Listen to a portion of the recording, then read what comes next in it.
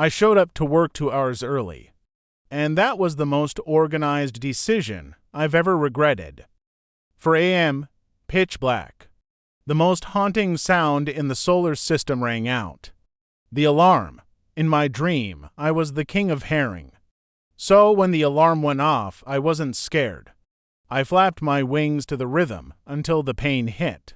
I jolted awake, eyes wide. Turns out I was using a seashell, with a crab inside as my alarm clock.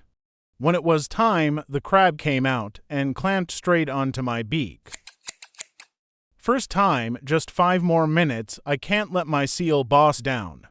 I need to prepare a perfect mindset before actually waking up. Second time, leaving a warm bed is a heroic sacrifice.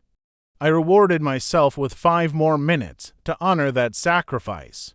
The third time was 2 hours later.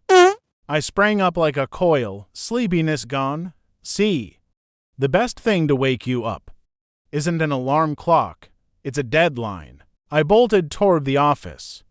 But here's the problem in Antarctica. Everything looks the same. Most people use the wind to find direction, but a genius uses taste like a professional. I licked a chunk of ice to measure the wind. I can even taste herring from that. Oh, my tongue is stuck to the ice. In front of me was another pile of snow. Technically only ankle high to a normal human, but at that moment it was Everest. I found a plastic fork, a gift from the ocean. Used it as a climbing pole. Every great figure begins. With a single step, I slipped. After countless trials, I finally arrived at the company gate.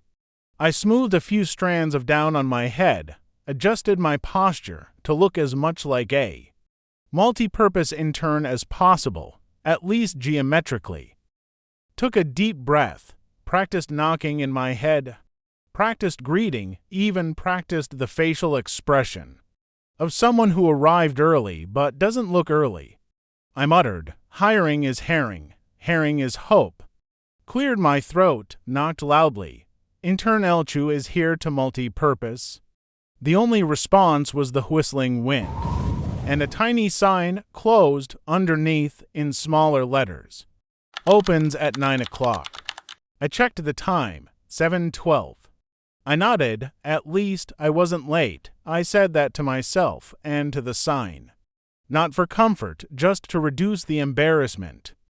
In Antarctica, the sun never really sets, or never really rises, depending on the season, so I honestly didn't know whether I was early or a whole day early. I reached into my wing for the fish-shaped cookie I'd half-eaten the day before. Nothing. Then I remembered. When I slipped, I let go to save myself. Not for survival, but for future cookies. And that was also the moment I dropped the cookie of the present. I stood there for a long time, in the posture of a model employee in front of a company that didn't exist yet at that hour. The first time I woke up early for tomorrow, and also the first time tomorrow was not yet ready to open its doors.